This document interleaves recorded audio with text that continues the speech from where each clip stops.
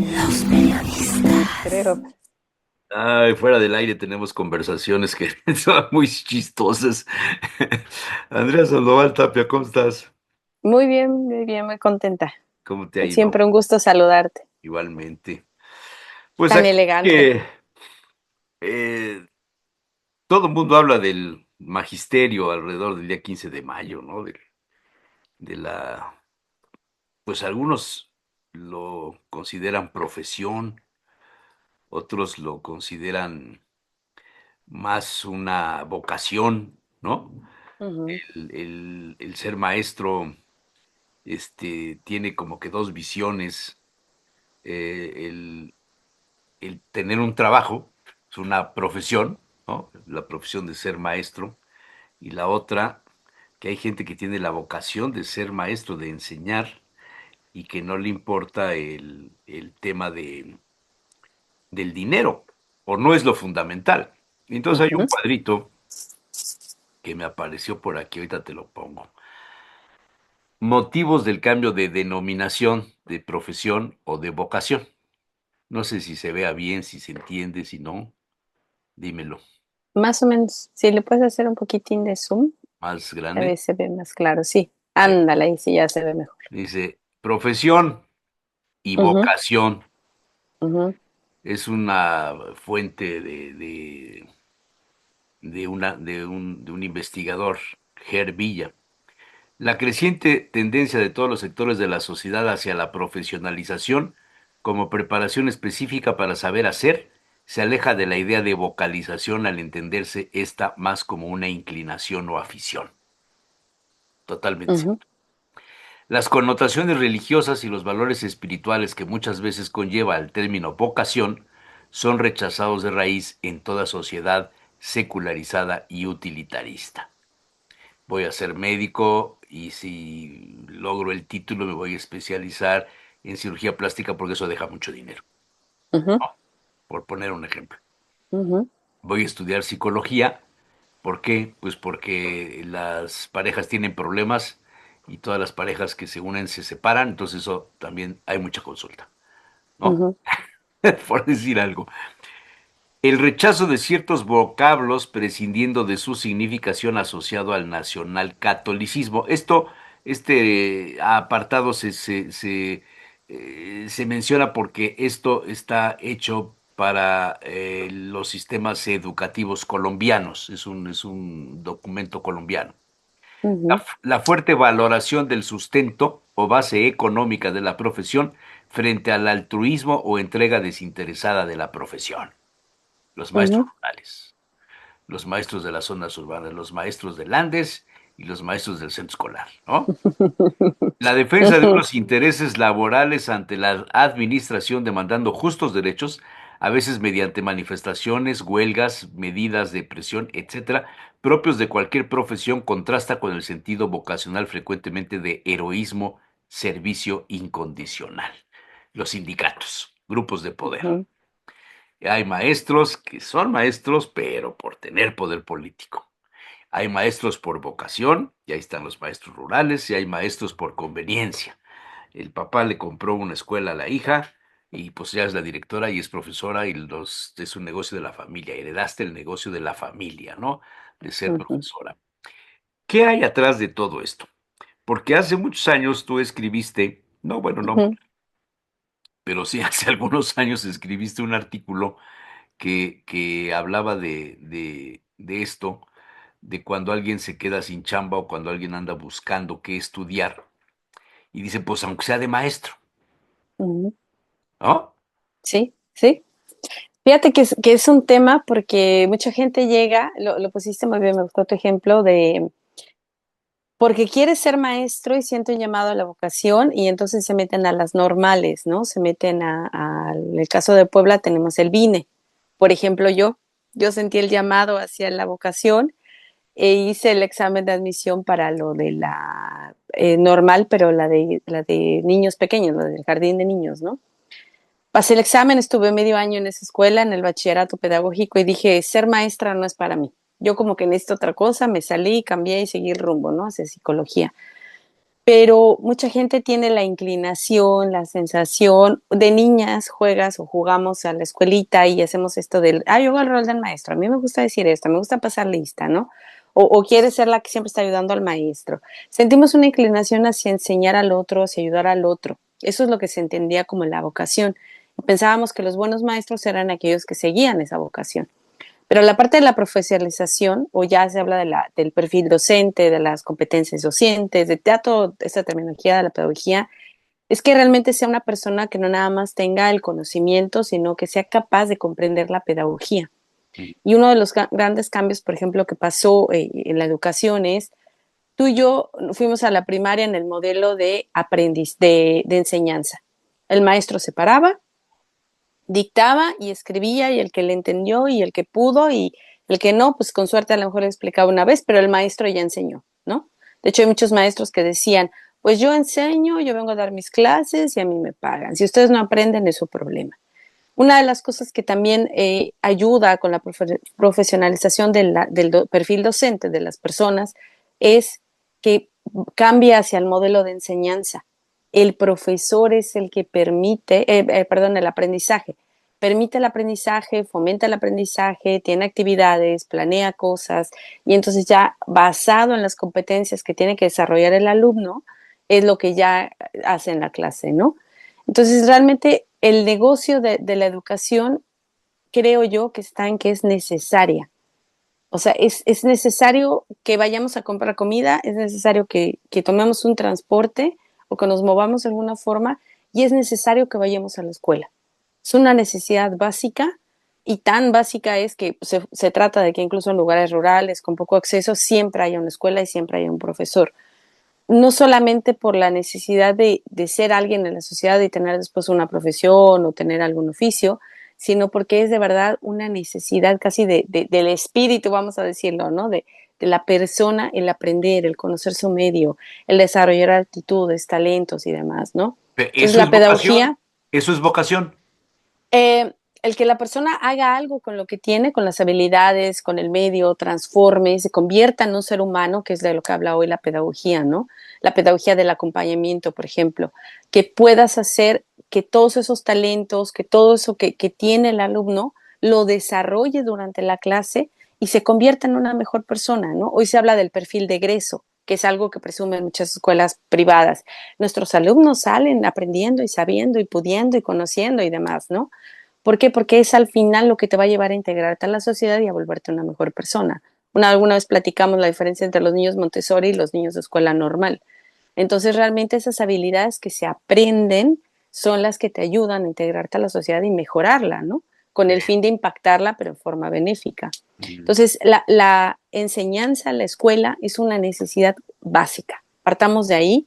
Por eso para mucha gente le es muy fácil volverla un negocio es muy fácil verla de una manera lucrativa, en donde dice, pues yo tengo 50 alumnos y Jesús Manuel trabajé en escuelas así, en donde me decían, pues es que tengo 50 alumnos y no los puedo reprobar porque si no después se van a otras escuelas y yo necesito ese dinero y recuerdo alguna vez haber acusado a un alumno, acusado, ¿no? Haberle quitado el examen porque estaba copiando, bajó con la directora y la directora me dijo, ¿será que se lo puedes volver a hacer? Yo dije, ¿cómo se lo voy a volver a hacer si estaba copiando con un acordeón y todo? O sea, ya reprobó. No, vuélveselo a hacer porque pues ya pagó sus exámenes y todo. Y dije, se trata precisamente de hacer el negocio de la enseñanza, ¿no? Entonces el problema es cuando ya sea que el directivo o la persona a la que le pertenece a la escuela la ve como negocio o el propio maestro lo ve solamente como un trabajo. Esto es un trabajo. Así como el que limpia una calle, el que va a la escuela y da clases. Y ahí es cuando se olvida de todo lo que significa la profesionalización e incluso, ¿no? El término viejo de la vocación docente. A ver, fuimos formados en sistemas educativos diferentes. Ahorita que estabas hablando de lo que el profesor hacía antes, llegaba, dictaba la clase o daba la clase, saquen sus apuntes. Yo todavía en preparatoria reprobé, reprobé historia de México, Mm, reprobé física y no me preguntes por qué. Pero ok. te cuento del profesor de historia de México. Mm, Era un sacerdote oaxaqueño que pronunciaba. Eso es- Era un sacerdote oaxaqueño, oaxaqueño, que pronunciaba. Y entonces llegaba y nos sacaba el libro. ¿Cuál era el libro de historia? el de la, el gratuito de Oh, la no, SEP, ya en ¿no? preparatoria, no. Mm. Primero de preparatoria, ¿cómo se llamaba el libro? Historia mínima de México, no, no sé. Creo que era Blacayer. Ya no me acuerdo. Bueno, perdón por la laguna mental. Y entonces llegaba el sacerdote con, no de sotana, pero con su traje negro. Ujú, A ver, subrayen. Agarraba el libro así. Agarraba el libro. Página 17. Y empezaba a leer ujú, lo que decía el libro. O ujú, sea, no nos explicaba el contexto de por qué el pasaje de la historia. Subrayen. ujú, Tú sabes, veías a todo el mundo subrayando. Pues sabrá Dios lo que subrayábamos. Yo no aprendí historia de México. Me reprobaron. Me reprobaron. Y la física se me hacía un poco más complicada. Pues estas cosas de las fórmulas, de todos estos asuntos que me encantaban las matemáticas, pero la física no era lo mío. Pero la historia de México la reprobé en normal, en extraordinario. Luego uy, fui a, creo que se llamaba título de ujú, suficiencia o insuficiencia, o no me acuerdo cómo se ujú, llamaba eso. Y total que el maestro ya para esto el cura ya no estaba, entonces ya nos daba clase otro profesor que nos daba clases en su casa. Y entonces nos decía, a ver, ¿cuántos planes hubo en la independencia de México? ujú, No, pues que el plan de fulano, no, los nombres de los planes. ¡Ta madre! ¿En qué ujú, fechas? O sea, era aprenderte las fechas, aprenderte los nombres de los héroes, aprenderte las ciudades donde habían pasado, aprenderte donde habían sido los sitios, aprenderte datos en concreto y repetirlos como perico. ujú, Cuando tú encuentras a alguien que te cuenta la historia de México, que te narra los pasajes, ujú, que te explica por qué la corregidora, por qué Hidalgo, por qué Morelos, por qué Zapata, por qué aquel y por qué el otro, entonces es cuando empiezas a interesante. Años después, en la universidad, porque yo pasé por la universidad, sí, sí. no entré, pero pasé. Teníamos a un profesor que le ¿Qué más? reclamé hasta después de muchos años, 40 y pico de años, le reclamé en un programa al aire a Ricardo Villescalera, que me daba clases de economía en administración de empresas. Y entra y nos dice, a ver, ¿quién de ustedes tiene una empresa? Pues éramos chamacos de 18, 19 años, ya no me acuerdo. ¿Quién tiene que su padre o su abuelo tengan una empresa? Pues uno por ahí levantó la mano. Ah, y todos los demás, no, entonces, ¿para qué están estudiando administración de empresas si no tienen empresas? Así empezaba Ujú, la clase. Así empezaba la clase. Otra vez a mí me caían, ya sabes dónde. Luego llegó otro día. Hoy vamos a hablar de, no me acuerdo. Punto número uno. Todo el mundo, además tenía un genio y de repente te hablaba en inglés porque él había estudiado en Inglaterra. oh, Punto número dos. Punto número tres. Punto número cuatro. Punto número cinco. Punto número seis. Punto número ocho. Faltó el siete. ¿Quién habló? Fuera ujú, de la clase. Se acabó mi profesión de administrador. No es increíble esto. O sea, había personas muy importantes en la Universidad Popular, todavía estoy hablando de esa universidad, pero no tenían la capacidad didáctica. ujú, Entonces ahí vamos a sumarlo. La vocación la puedes tener, te ujú, gusta enseñar, en tu ser está transmitir tus conocimientos, ujú, pero no tienes la capacidad técnica de comunicación para enseñarle al otro. Y entonces, en lugar de que esto sea positivo, es contraproducente porque al alumno hace que se aleje de lo que le están intentando enseñar. ¿Sería eso el choque entre profesión y vocación? No se puede explicar mejor. Estoy encantada de cómo lo Eh, explicaste porque justo Yo es fui a la así. universidad femenina, hombre. Tú acabas de dar una clase sobre el por qué no es suficiente tener una licenciatura o una maestría en algo. Yo pienso, por ejemplo, en aquellos maestros que estudiaron física, que tuve, ¿no? Que estudiaron física, matemáticas, biología, que es difícil encontrar un trabajo como biólogo, como químico, como físico matemático, como filósofo, como psicólogo, ¿por qué no? Y acaban dando clases. Y Sí, entonces cuando sí, se están frente al grupo, dicen, ¿y ahora cómo le hago? O sea, ¿cómo enseño? ¿Qué es esto, no? Y sin nada, sin ningún ápice de pedagogía, sin ningún sentido de enseñanza o aprendizaje, ningún modelo educativo que diga, bueno, pues agarró de aquí y de allá, lo que hace es eso, comenzar a utilizar sus recursos propios. Y normalmente sus recursos son su personalidad o la manera en que ellos aprenden. sí. Probablemente el maestro que subrayaba, lo único que hacía era eso, agarrar la lectura y subrayar. Entonces decía, pues yo les enseño como yo aprendo y eso está mal. O yo les pongo una forma y me pongo muy duro, que también esa es otra cosa que hace mucho daño y dentro del texto es lo que te decía del doctor Ángel Barriga, Díaz Barriga, es una de las autoridades de la UNAM en cuanto a educación. Él decía, es que la gente lo que hace cuando se está frente al grupo, que es algo intimidante, Jesús Manuel, que tú te pares frente a 20, 30 chamacos de diferentes edades, porque yo no te sé decir si son peor los niños o los de universidad. O sea, creo que las preguntas de los de universidad y los de los niños a veces yo las pondría en el mismo nivel, porque tienen una lógica, porque tienen como que a veces una espontaneidad que es muy interesante. Te paras frente al grupo y entonces dices, tengo que hacer uso de orden, que mucha gente la confunde con autoridad y autoridad confunden con ser autoritario, no le llevar un orden, una estructura, un respeto y una empatía, sino el ser autoritario y entonces ponerme así como en un plan y muy difícil. Y una cosa que hoy se conoce como antipedagógica, que tú me la acabas de decir, es que te saquen del salón. O sea, yo decía, si no puede con el alumno, ¿por qué lo saca? ¿Por qué no hace alguna técnica? Que me casi nunca me sacaron del salón, pero yo tenía amigos que siempre sacaban y sacaban del salón y yo decía, bueno, ¿y por qué no hace algo para que este no se vaya, no?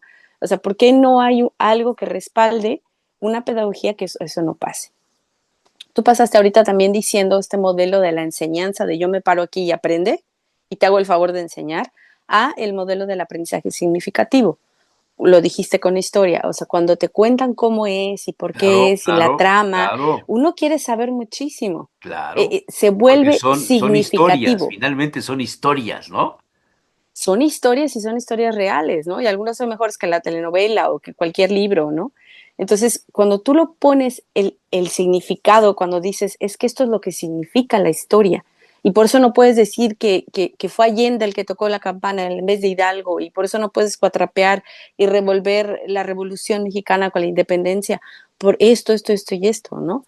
Y normalmente las materias a las que se recurre la memoria, como bien dijiste, geografía, historia, son las que la gente son peores. Uno puede revisar sus exámenes para la gente que haga un guarda de sus exámenes de secundaria, prepa, y se puede ver que contestamos bien, que dijimos, sí, la batalla del 5 de mayo o la revolución y todo, ¿no?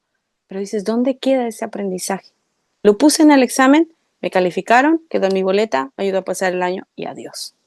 Pero después, cuando en una plática tú quieres decir, sí es cierto, ¿qué estamos festejando? No, pues el 5 de mayo. ¿Y pero por qué el 5? ¿Quién fue? No tienes memoria de eso. Y ese es el gran fracaso precisamente de estas técnicas que en su momento parecían efectivas, porque sabía el maestro, también ese es un tema, Jesús Manuel. Muchos maestros creen que enseñar, que ese ya es un modelo viejo, pero creen que enseñar significa calificar.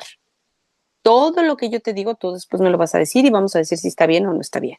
Entonces usan la memorización, utilizan precisamente como instrumento casi único los exámenes, no crean actividades de aprendizaje, no se centran precisamente en cosas importantes como hacer didácticas, dinámicas, o sea, algún tipo de herramienta pedagógica en donde ellos puedan decir, ¿sabes qué? Con esto ellos van a entender por qué la revolución es importante y luego poder conectar con otros temas, ¿no? Que es algo importante también, no solamente lineal, sino también transversal, que eso se conecte con geografía, que eso se conecte con matemáticas, que eso se conecte con otras cosas, ¿no?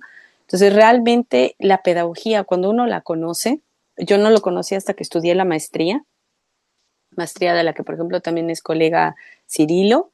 Este, Cuando estudié la maestría en educación superior fue cuando dije, de esto iba la educación. Cuando te enteras de estos modelos preciosos como la pedagogía del acompañamiento, o por ejemplo en Brasil con Freire, que está la pedagogía de la liberación, que lo que hace es precisamente del oprimido, ¿no? Que aquellas personas que no tenían acceso a nada, que no podían nada, y en algún momento aprenden a través de esta pedagogía del oprimido, aprenden a utilizar sus recursos, a saber quiénes son, a lograr en un momento metas que jamás se hubieran pensado si no hubiera sido por esta pedagogía, y a liberarse de estos modelos y a evitar la pobreza y toda esta, ¿cómo se llama? Que te ponen de un lado, segregación, todo ese tipo de cosas las haces a través de la escuela. La escuela es transformadora.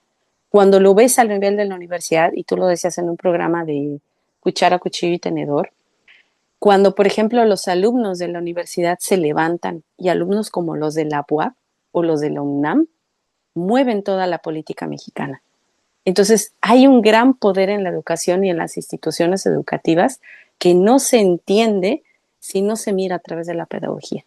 Si solo se mira con el lucro de tenemos 100 y nos pagan 100 colegiaturas al mes y que no se vaya ninguno y que se queden todos para que nos vayamos de viaje y vivamos bien, eso no sirve. Pero cuando entiendes lo que son 100 alumnos y cómo esos 100 alumnos pueden movilizar y hacer cambios en la sociedad, eso es lo hermoso de la pedagogía, ¿no? Ujú. Oye, pero ¿qué sucede cuando tienes la vocación de ser maestro, pero te topas con los intereses de los grupos políticos y del magisterio? Y como no formas parte de la dirigencia, como no votaste por el grupo que ganó, te Uh-huh. mandan a un pueblo allá perdido tras del infierno, ahí está, y pues no hay ni dónde vivir, ni dónde comer, ni nada. Entonces es como castigo. En cambio, si estás con el grupo que ganó, te nombran, te dan plaza, estás en la zona urbana, tienes privilegios y hasta candidato a diputado puedes llegar a ser. Efectivamente, y por ejemplo viene a la mente el rector, que a mí me tocó, Enrique Doher, era mi rector. Llegó a ser después presidente municipal, ya no supe Sí, yo qué sí, pasó con su carrera y demás, sí, sí. pero la escuela es precisamente también ese trampolín para otras cosas, ¿no? Sí, claro, también tuve compañeros en la maestría, por ejemplo, que eran maestros rurales por ser rebeldes, por no estar con la línea que dominaba en ese momento el sindicato. Tenemos el ejemplo de la maestra Elba, ¿no? Que realmente Hombre, dominaba y ese, hacía ese lo es que un quería. súper ejemplo. La maestra Elba que ponía y quitaba candidatos de partidos, a lo que yo entiendo de política, que movía un montón de cosas y que tirarla fue todo un reto, ¿no? Y digo tirarla porque no había otra forma de quitarla ahí. O sea, la señora iba a ser la presidenta toda la vida, ¿no? Entonces, cuando entiendes que precisamente la educación es transformadora, y transforma una sociedad para bien o para mal, creo que se comprende la responsabilidad de lo que se está enseñando. Hablamos muchas veces por ejemplo, de la materia de civismo. Yo todavía llevé civismo en la primaria, creo que las nuevas generaciones ya no llevan, no lo sé, pero se perdió algo cuando dejaron de enseñar civismo. Cuando esas formas, la manera de entender la comunidad, de respetar las reglas, de estar con el otro, ¿no? Que es lo que se entiende hoy como la diferencia entre el primer mundo y el tercer mundo, que Ujú. es la educación de la gente. Cuando te das cuenta cuánto impacta esa educación, por ejemplo, en el Producto Interno Bruto, de que la gente con mayor educación, como en Noruega, como en Finlandia, tienen sueldos más altos, tienen menos índices de criminalidad. Cuando te das cuenta que eso es una mejora de la, pues sí, del bienestar de la población, entiendes que la educación no nada más es una inversión, es lo que te decía al principio, es la necesidad, es lo que quieres transformar un país que está mal, lo primero que tienes que hacer es invertir en educación. Y normalmente lo que hacen los presidentes, ya sea en el Plan Nacional de Desarrollo o los gobernadores en el Estatal de Desarrollo, es sí prometer que van a hacer cambios en la educación, pero lo primero que hacen es reducirle el presupuesto. Y ya, llega un momento que todo ese dinero no llega.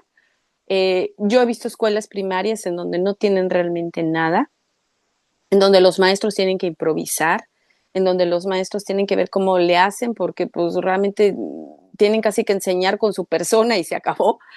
tiene muy pocos recursos, en donde les pusieron las pantallas, recuerdo hace como 10 años o más, les pusieron estas pantallas que supuestamente ya no era de pizarrón a gis, sino ya era en uno que podías escribir y se proyectaban cosas, y era una cosa genial, pero resulta que no tenían ni luz para usarlo. Entonces, realmente el no quitarle recursos y el poner a las personas bajo este perfil docente de profesionalización, que sepan qué están haciendo y lo más importante, Jesús Manuel, para qué están enseñando, que hoy se habla de aprendizaje, pero bueno, para qué están enseñando y cuál es su papel ahí. Una vez que uno se da cuenta, casi se siente como un privilegio el poder estar frente a un grupo y uno se olvida de esta idea de la autoridad y del decir yo aquí mando y te sales y realmente la pedagogía enamora, es lo que sí tengo que decir. La gente que tiene la oportunidad de acercarse a la pedagogía de verdad es revolucionaria, son textos que te enamoran, llevan tanta filosofía, política, rebeldía, pero todo con un sentido de mejorar precisamente la vida de las personas, que se vuelve algo idílico, pero al mismo tiempo hermoso, ¿no? No, no sé si enamore, pero ¿cuántas personas conoces en tu alrededor que hayan seguido la vocación del magisterio? Fíjate que ¿Sí, sí, sí es muchas, abundante?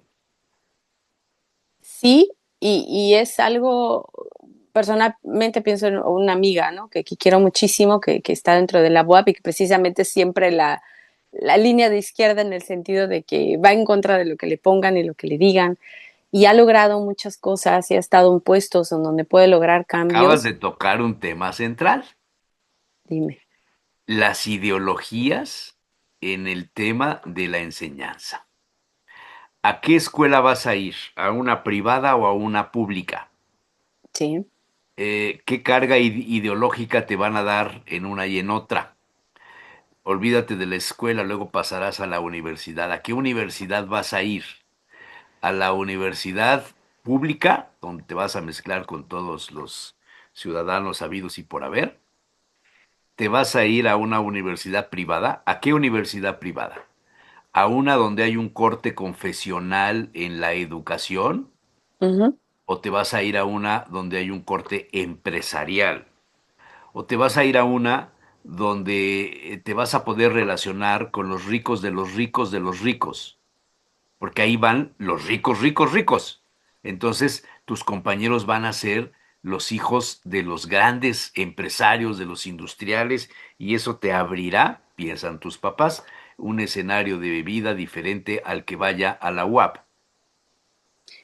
Esta Fíjate, parte de la carga, perdón, no, sí. ideológica en Ujú. la enseñanza, en Puebla se radicalizó mucho durante un tiempo, Andrea.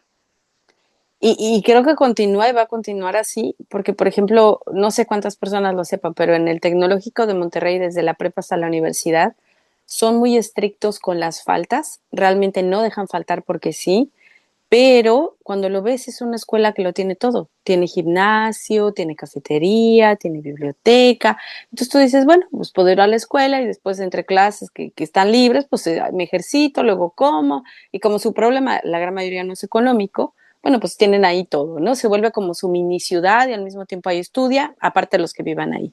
Pero cuando te das cuenta que esas escuelas respetan mucho al alumno, incluso la interacción entre el alumno y el maestro es mucho más amena. Esos maestros vienen de otro modelo, son más Ganan amables, más bien. accesibles. Y cuando tú ves que las universidades o incluso las escuelas formativas, ¿no? La escuela obligatoria, las primarias, lo primero que te dicen es siéntate, vístete, cállate, peínate, ¿por qué tienes el cabello así? ¿Y por qué no tienes el uniforme? ¿Y qué te faltó? Y no te pongas el otro. Son muy represivas. Algo que, por ejemplo, lo hemos vivido creo que todos es, va a venir el supervisor. Entonces mañana el que no tenga el uniforme, el que no tenga el cabello, el que no tenga esto, se va. Ya están todos como si fueran muñequitos de alacén o de Ah, almacén, no, eso formaditos. a mí me tocó en otro plan. Mañana tenemos visita de la supervisora porque era una mujer. Entonces saquen los libros de texto gratuitos y póngalos encima del pupitre, guarden los que tenemos del diario. Por ejemplo. O sea, a nosotros en la primaria no nos enseñaban con los libros de texto gratuitos. Nos los daban, Ujú. pero nunca los usábamos, nunca los abríamos, salvo cuando iba la supervisora. Nada más para que vieran que sí, Sí, pero también no. se daba eso. Claro, y no nada más te ponen esa imagen, sino yo siento que el supervisor debería de ir para que le dieran las fallas. Oye, ¿sabes qué? Falta esto, no tenemos del otro, está aquí, está aquello, porque va a supervisar. O sea, Sí. y en México se entiende que las autoridades en educación hay que presentarles todo bien, ¿no? Ellos dicen si sí o si no, hay que quedar bien y entonces mentimos y disimulamos. Cuando en realidad, Jesús Manuel, pues eso también se nota en los informes PISA. Es muy fácil saber qué tan buena es una escuela solamente por el nivel de sus alumnos, ¿no? Por la manera en que enseñan, se refleja, da igual si fue el libro de texto gratuito o no, pues al final vamos a ver quién realmente sabía de historia o no sabía de historia a través del examen de PISA, ¿no? Y es algo que comparten pues a nivel mundial. Entonces, estamos entendiendo a la educación mal porque desafortunadamente no se conoce la pedagogía. Otra cosa que le hacen presión, por ejemplo, a los maestros del sindicato de trabajadores de la educación, que hay varios, no hay único, pero les hacen mucha presión en la preparación. Tienen que tomar cursos, maestrías, diplomados y esto y aquello, y les van sumando y los puntos y la carrera magisterial y todo ese tipo de cosas, pero realmente nadie los evalúa en el aula. Realmente no podemos ver si están Bueno, ahora utilizando. se supone que los alumnos pueden evaluarte, ¿no? Una de las cosas que es muy buena, y lo tienen las malas escuelas, eso sí está claro, las malas escuelas jamás tienen la evaluación docente. Las escuelas, por ejemplo, yo lo sé el caso de la UAP, tienen algunas privadas, como que me consta, la Universidad del Valle de Puebla, me consta que evalúa a sus maestros y de allí decide, ¿no? Sobre la contratación, la recontratación o en algún momento algún tipo de apoyo al maestro.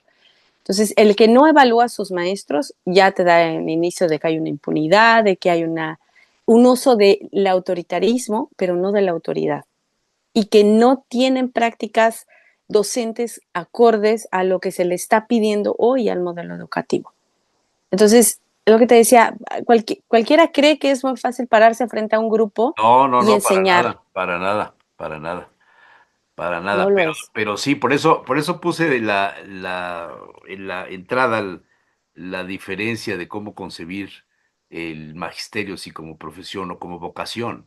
Uh -huh. Y luego te meto la carga ideológica, o sea, hasta dónde la enseñanza universitaria, bueno, la enseñanza en términos generales, se ha convertido en una herramienta de control ideológico o de fomento de grupos con esa tendencia, Claro, e incluso no nada más de eso, sino que perpetúa la desigualdad de las clases. por La supuesto. clase obrera va a escuelas en donde el autoritarismo, en donde el llegar temprano, el uniforme, el esto, se le regaña, se le dice, tres faltas y te quitan puntos. Es Vas lo para mismo que en afuera, el trabajo. ¿sí? En un trabajo tú faltas tres veces sin justificación y te corren. Es para que uno se acostumbre a ser tratado de esa forma. Ya los otros van a escuelas Montessori, donde en potencial, el desarrollo, las metas, y luego tú hablas de tus proyectos y se van al extranjero un año y luego regresan y entonces abres tu empresa y ya tienes tus cosas. ¿Por qué? Porque están formando personas, ¿no? Hay escuelas que los dicen, formamos líderes, formamos a los Sí, agentes de cambio. sí, sí, sí, sí. Es que te lo Y es venden, el lema, es el lema con el que se venden, ¿no? Para tener alumnos. claro, es la forma en que ellos tratan de hacer el negocio atractivo. Ah, sabes que pues vamos a hacerlo así y vamos a copiarlo de otros modelos. Tenemos cualquier acuerdo con la Universidad de Dinamarca para que se vayan, las de España, las de esto. Y cuando escuelas públicas también las tienen, ¿no? Por ejemplo, la UAP tiene N acuerdos con también, y la UNAM, ¿no? N acuerdos con universidades extranjeras también.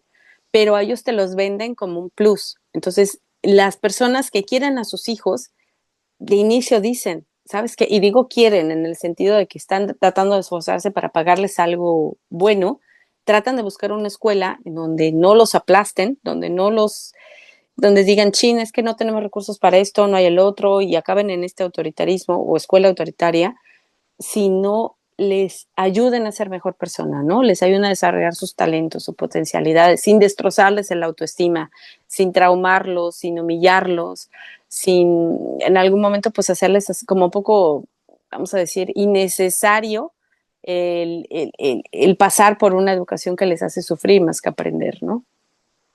Sí.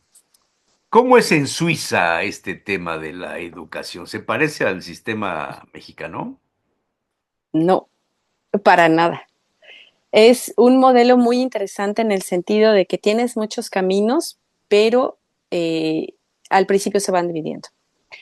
Se empieza la escuela a los 7 años, porque se tiene la idea de que los primeros 6 años son como de aprendizaje, de juego, de trabajar la motricidad y otras cosas.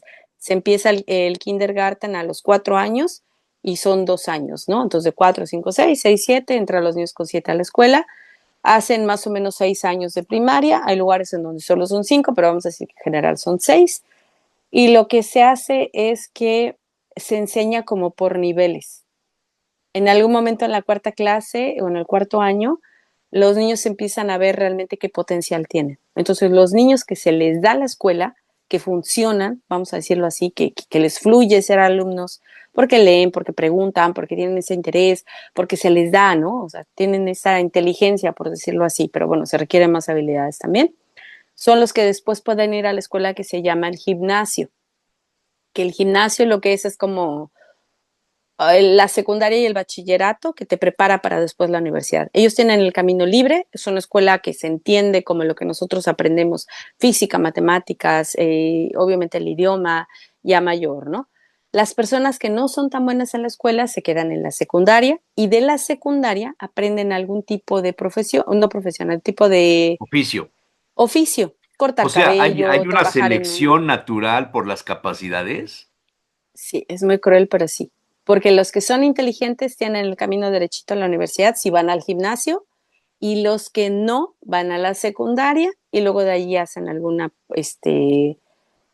carrera técnica, ¿no? Pues algo que no implique realmente como que ir a la universidad. Pueden ser en un momento, pues si quieres, contadores, pueden cortar cabello, pueden trabajar en una oficina, pueden atender a clientes, pueden ser jardineros y se van para allá, ¿no? Pero para la gente que tiene actitudes, que realmente sabe que puede, que tiene esa disciplina y que se le da a la escuela, que no le implica un sufrimiento, sino es parte de lo que necesita, bueno, pues acaban de médicos, de abogados, de lo que tú quieras que implica una universidad, de un estudio, ¿no? Y obviamente la diferencia de lo que ganan es abismal.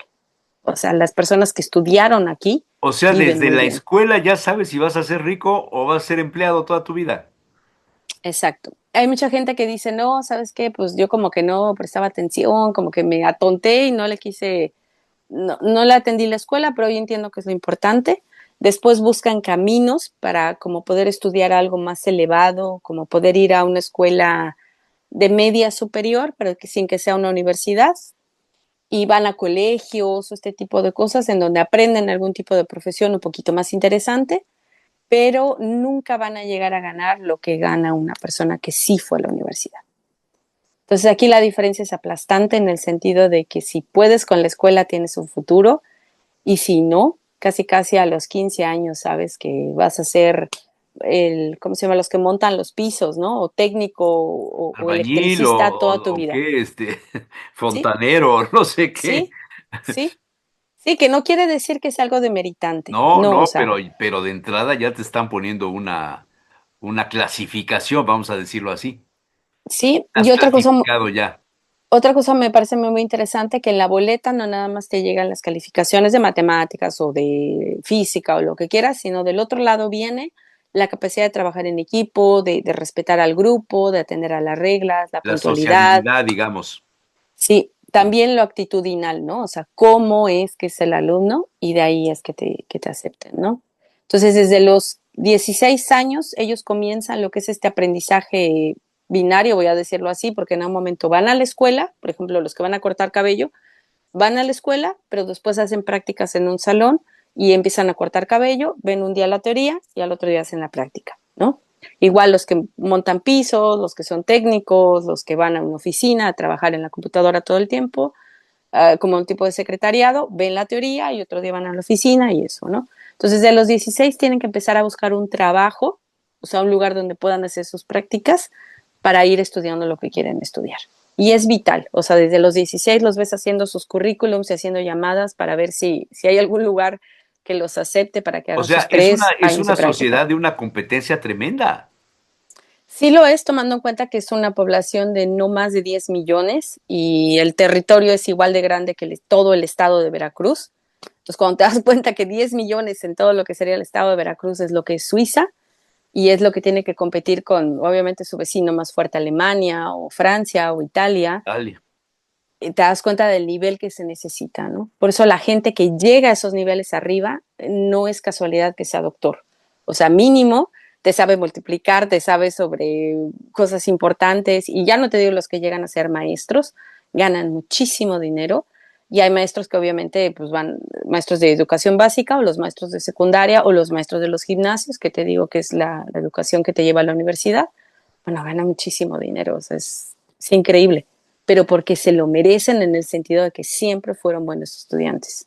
Ya no hablemos de las prácticas, también hay maestros Sí, sí, sí. racistas, Sí, sí, también claro. hay maestros que en un momento pues propician un poco como la rivalidad o, claro, en todos lados se cuecen habas, ¿no? Entonces también existen esos malos maestros aquí, pero mínimo no fue tan fácil que llegaran a ser maestros. No es Pero por si te palancas. dieran a escoger entre el sistema educativo mexicano y el suizo, ¿por cuál te irías?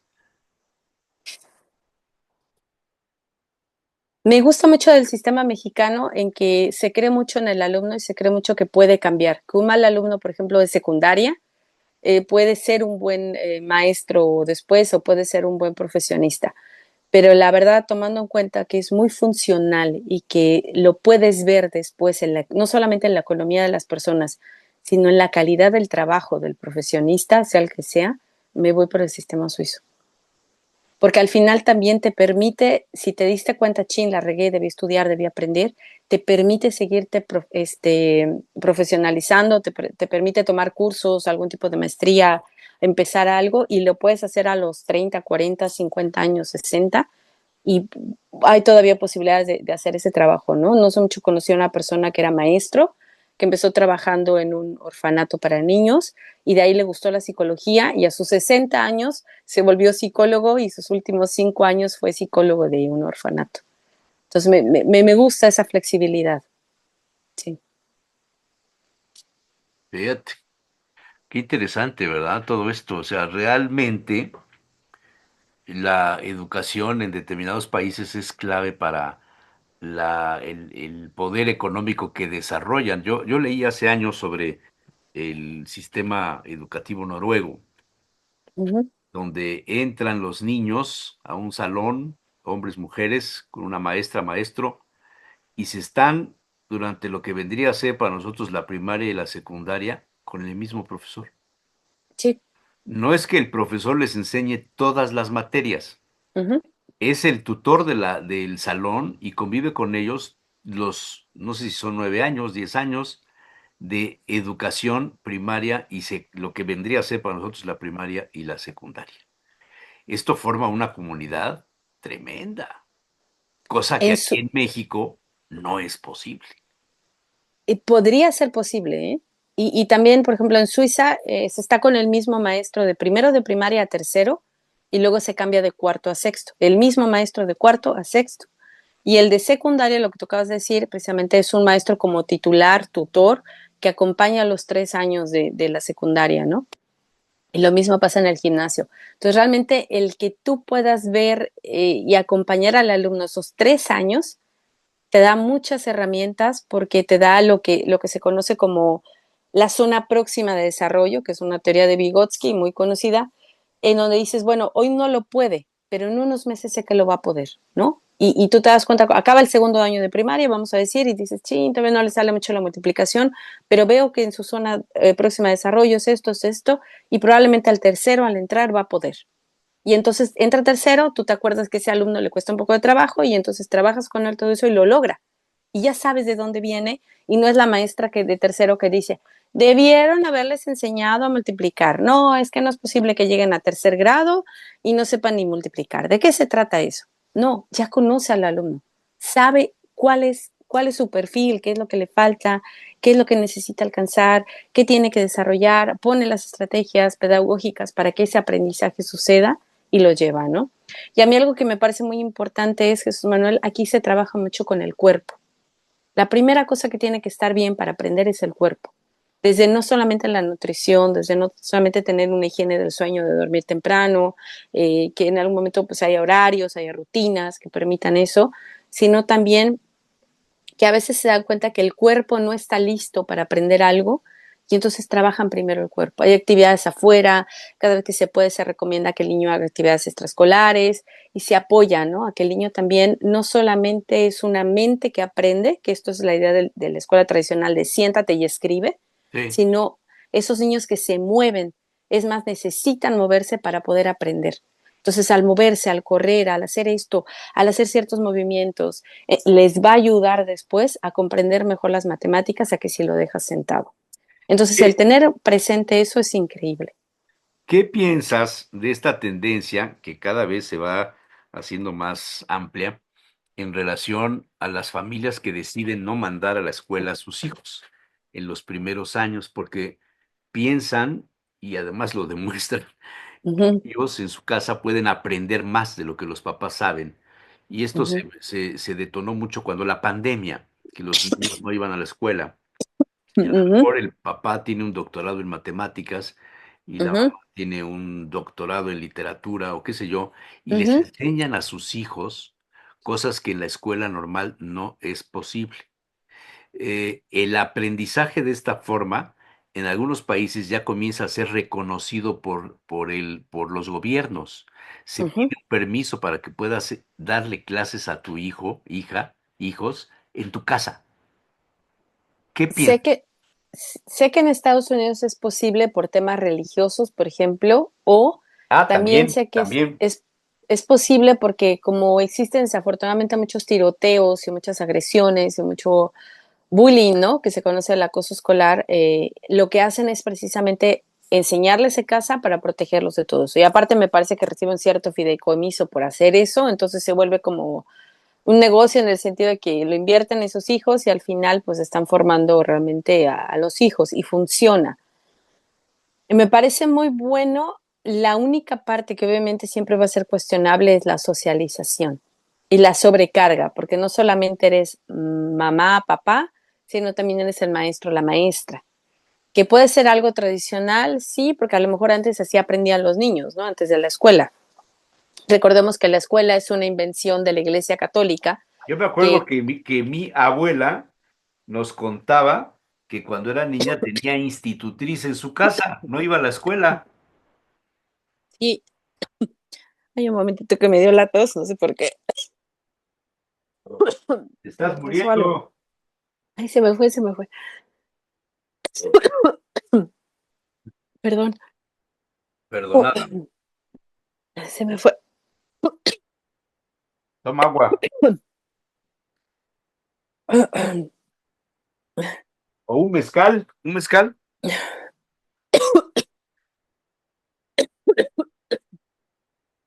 Tranquila. Agua, agua. Un poquito de agua. Me cerró. No sé qué movimiento hice, que como que se me cerró la garganta. Es horrible, es horrible. Sí. Tranquila, Perdón, tranquila. No pasa nada. perdón, ¿eh? Que me... No llores. No lloro. No más me acuerdo. Ay, Dios. Ya pasó, ya. Tranquila, respira. Sí, no, se me cerró, ¿eh? Quién sabe cómo se me pasó la saliva, no sé. A mí me ha pasado, me ha pasado. Sí. Y se me cerró, perdón, Sí, perdón. sí, sí, y además te espantas porque no sabes qué te está pasando, Sí, ¿no? y en este caso porque es en vivo, ¿no? Pero ¡Ah! bueno, De o sea, más grabado. estamos transmitiendo una muerte en vivo. ¿Eso No, qué? no, por favor, no. No, Dios No, no, no, no, no. libre, no, Dios nos Para libre. nada. Pero sí se me fue. Quién sabe qué movimiento hice. Algo Y hiciste. ya. Pero recuérdame Entonces lo último decías que que en te los dije. Estados Unidos, por Ah, cuestiones sí. religiosas, Sí, claro. O la otra parte, ¿no? Y sí funciona y lo hacen a manera de obviamente, cuidar a sus hijos de cualquier cosa, ¿no? De cuidarlas por algún ataque o de cuidarlos por el mobbing o el bullying. Se me fue, ¿eh? De verdad, espérame un segundo todavía. Pero sí creo que, que en México estamos un poco verdes para que eso pase, ¿no? Realmente es No tenemos ni el material, la sobrecarga de los roles pues es muy fuerte. No creo que sea reconocido, de hecho es un poco difícil que se reconozcan incluso las competencias de los trabajadores, por ejemplo. Es difícil, no sé cómo va a ser para después reconocer diplomas, ¿no? De un autoaprendizaje, que es Creo algo que que no estamos hay pasando. una solicitud que se hace, por lo menos yo conozco de dos casos, se hace una solicitud a la Secretaría de Educación Pública Ujú. y periódicamente creo que tienen que ir los niños a un examen para ver si tienen los conocimientos básicos y entonces son educados en su casa, Si fuera el caso, también debe que incluso ser, cuando hay enfermedades, ¿eh? Por claro, porque también alguna enfermedad de el niño que no pueda convivir con los demás, que no tenga movilidad o qué sé yo. algún tipo de alergia o algún tipo de condición, ¿no? Que Sí, no le sí, sí, permita. efectivamente. Claro, me haces pensar, por ejemplo, en un poco en el caso de los niños que padecen de autismo, Ándale, que Asperger, obviamente la socialización va a ser un problema y claro, que al tenerlo, pues lo que hacen es no quererlos exponer, pero si quieren que en un momento pues sean capaces de tener algo, ¿no? Una profesión, un trabajo. Algunas personas o algunas asociaciones, por ejemplo, también las conozco como los de personas con síndrome de Down, lo que hacen precisamente es eso, darles una enseñanza en casa para evitar todo el tema del rechazo y de la violencia y después permitirles algún tipo de profesión, ¿no? O los que puedan, obviamente, o algún tipo de oficio. Pero sí es importante y sí me parece una buena opción. No conozco en el caso de México realmente cómo lo están reconociendo o de qué manera están evaluando las competencias, los conocimientos, pero me parece muy importante y me parece aún más importante ahora con la inteligencia artificial en donde sí uno puede aprender a hacer un pastel viendo un video de YouTube, que es algo que yo he hecho, por ejemplo, ¿no? Hacer conchas viendo un video de YouTube. Bueno, pues cualquiera puede en algún momento aprender ciertas habilidades o ciertas manualidades que le permiten integrarse a un trabajo o una empresa. Hoy la inteligencia artificial probablemente, no sé si en un momento se habrá algún tipo de escuela que sea reconocido. Hay diplomas de cursos que uno toma completamente online y pues llevan al momento pues encontrar un trabajo, ¿no? Acreditar que la persona conoce y tiene esos saberes, esas competencias y se puede desenvolver como cualquier otra persona en un trabajo, ¿no? La pandemia creo que avanzó realmente unos 20, 30 años la posibilidad de eso, porque se dieron clases por internet, también se dieron cuenta que muchos maestros no dominaban, si les costaba trabajo estar frente a un grupo, pues les costaba más trabajo estar frente a 20 cámaras apagadas y en un momento no saber si el alumno le estaba prestando atención o no le estaba prestando atención, ¿no? Las clases se volvieron monótonas y tuvieron que en un momento improvisar y pues tratar de llamar la atención de los alumnos o utilizar algún medio que supliera, ¿no? La presencia del maestro. Ahí sí. sí, sí, sí. Oye, y dime una cosa, después de ser maestro, ¿se puede dejar de ser maestro o te queda la vocación de toda la vida de seguir enseñando? Qué bonita pregunta. Yo siento, al menos en el caso de las personas que he conocido, que son maestros también a veces por curiosidad propia. Son personas muy curiosas. Entonces también enseñan lo que ellos mismos aprendieron de manera a veces didáctica, obviamente por una escuela también, pero hay personas que a lo mejor sí lo pueden ver como un trabajo y decir, sabes que ya tuve suficiente, porque también es una profesión que afecta a la salud mental, Jesús Manuel, tenemos que decirlo, estar frente a Sí, tantas sí. personas, estar expuesto como persona, porque pues, los maestros reciben apodos, porque los maestros en algún momento pues tienen que lidiar con generaciones que son diferentes, algunas son más tranquilas, otras son más retadoras, otras son más amables, ¿no? Si tú le preguntas a un maestro cuántos alumnos ha tenido dentro de su carrera, ¿no? Que trabajó 40 años, vamos a poner, cuántos alumnos tuvo, bueno, pues son muchísimos. ¿Cuántos recuerda? Realmente la exposición a todas esas personas y tan continua, años seguidos y tantas horas y demás, pues en el momento afecta un poco la salud mental. Entonces, a lo mejor habrá gente que diga, para mí es suficiente y no quiero volver a enseñar nunca nada, yo ya me jubilé y aquí quedé, no me interesa.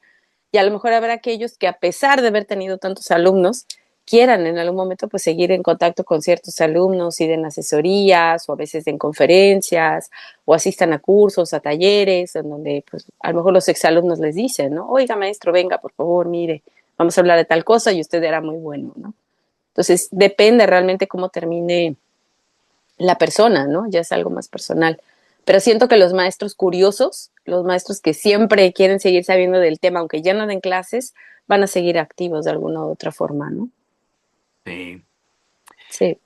¿Qué más? Después del ahogo y la vergüenza, Del pues en general, ahogo, del intento de ahogo. del intento de ahogo y aquí en No, vivo, no. fíjate que me parece muy bonito también redignificar lo que es la docencia, ponerla en el papel de ser el maestro que tiene un respeto por lo que hace, no solamente romantizar la docencia, decir, ay, sí, el maestro, que no, no, dignificar en el sentido de que no es un trabajador, no es alguien que a veces debería pagársele por hora 50 pesos, que he llegado a saber de maestros que ganan por hora 50 pesos, que me parece algo insultante, humillante, sino decir realmente lo que está haciendo, la manera en que impacta a las generaciones, tiene un valor, es una profesión de valor y no nada más es un trabajador que te ayuda a que haya 100 alumnos en tu escuela y que 100 paguen la colegiatura y te lleves dinero a la bolsa. No va para allá. Hay muchas personas que comienzan, como te decía, pues un poco como ingenuos en la docencia y se van preparando y van diciendo, oye, no sabes qué me faltan cosas porque veo que este alumno puede, pero pues como que le falta y ahí hago actividades y le pongo y busco estrategias y se acercan a la pedagogía y es algo increíble. Y hay alumnos que obviamente pues van notando cuando el alumno tiene ese interés, tiene esas ganas y creo yo que una de las cosas que más le da miedo a veces a los que empiezan a la docencia es que les falten al respeto o que en algún momento no sepan cómo manejar un grupo y ese tipo de personas yo les diría que simplemente se acerquen a las pedagogías de verdad del acompañamiento, de la liberación, se acerquen a leer a pedagogos desde las bases, ¿no? Gente que cambió desde los niños como Montessori o a mí que me está gustando mucho últimamente lo que hizo Steiner en la pedagogía Waldorf, que involucra el cuerpo, que involucra la psique, que involucra la presencia del otro y que se informen sobre este tipo de cosas porque pueden impactar de verdad forma muy positiva, muy transformadora la educación de estos niños o de adolescentes, jóvenes, y que no es una profesión cualquiera, que es una profesión tan necesaria que la hemos creado desde hace muchísimo tiempo, ¿no? Siempre ha habido como que un aprendiz y un maestro, porque la necesidad de transmitir esta cultura, de transmitir estos conocimientos es tan básica para mí como comer, Está bien. Muy ¿no? bien. Pues muchas gracias, Jesús Manuel. Pues muchas gracias y qué bueno que solo fue una tosecita así de... ¿Qué fue? Se Sí, me cerró por de algo. repente se le va a uno, ¿verdad? Chueca la saliva y eso es espantoso. ¿Sabes qué? Eso pasaba mucho cuando de niños comíamos pinole. Pinole, ¿qué es el pinole? ¿No? ¿Nunca has comido pinole? No, ¿qué es el El pinole? polvo de maíz tostado. Ah, ok, no, nunca. ¿Nunca comiste eso? No. Eran los dulces de nuestra infancia. Polvo de maíz tostado. Ok. Pinole, Mm, prehispánico, no, nunca. ¿sí? Prehispánico, muy sabroso, el pinole. Ahora que voy a México lo voy a buscar. ¿Por qué Bueno, datos el pinole o cómo? sí, claro, si no tienes saliva, sí, te reseca muchísimo. Ok, no, Sí. lo voy a buscar. Pues gracias, Manuel, y una disculpa por el Besos y ahogamiento. abrazos. No, por favor, hombre. Saludos. Cuídate. Dios.